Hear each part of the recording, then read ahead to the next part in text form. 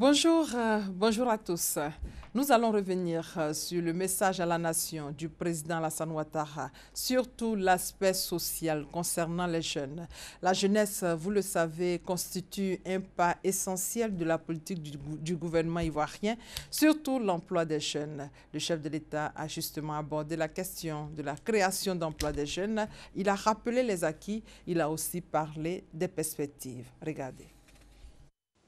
Chers jeunes Ivoiriens, nous mettons tout en œuvre pour que vous puissiez avoir des emplois en vue d'apporter votre pleine contribution au développement de notre pays. Croyez-moi, la création d'activités génératrices de revenus pour vous, les jeunes, demeure ma priorité. Les emplois créés en 2016 au nombre de 600 000 environ constituent des résultats tangibles qui nous encouragent à redoubler d'efforts. Nous continuerons activement de lutter contre le chômage des jeunes, car notre économie a besoin de votre dynamisme et de votre créativité. Un accent particulier sera mis sur la formation professionnelle et l'auto-emploi. Nous mettrons également en œuvre des mesures incitatives afin que le secteur privé s'engage plus résolument en faveur de cette grande cause nationale qu'est l'emploi des jeunes. Par ailleurs, l'année 2017 verra se renforcer la transformation de notre économie. Les discussions que nous venons de conclure avec les principaux acteurs dans les secteurs du cacao et de l'anacarde vont permettre une plus grande transformation locale de ces matières premières et la création de milliers d'emplois. Voilà, c'était là le message du chef de l'État à l'occasion du Nouvel An.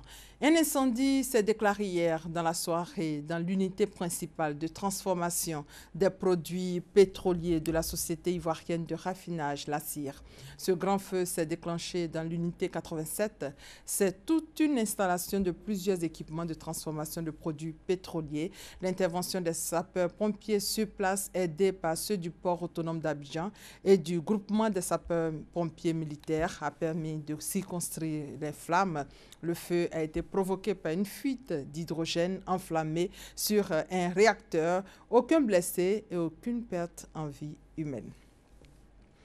En République démocratique du Congo, la majorité pointe un manque d'inclusivité de l'accord. La majorité a donc prévu une réunion ce mardi matin.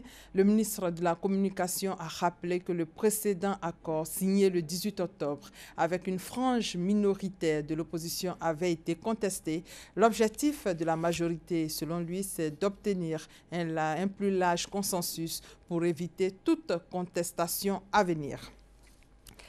Au Burundi, les réactions se sont multipliées après l'assassinat dimanche 1er janvier du ministre de l'Eau, de l'Environnement et de la Planification. Il a été tué par balle alors qu'il rentrait chez lui, selon la police. Le porte-parole du gouvernement a qualifié cet assassinat d'acte ignoble.